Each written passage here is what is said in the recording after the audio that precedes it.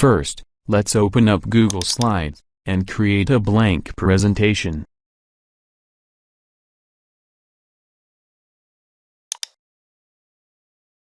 We will add some text, and then upload our background image. Go to Insert, Image, Upload from Computer.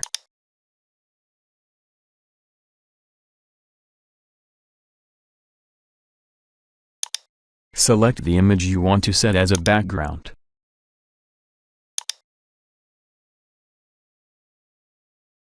Right-click the image, select Order, and then Send to Back.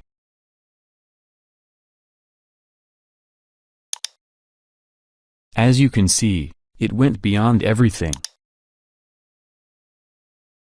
All done. Please subscribe.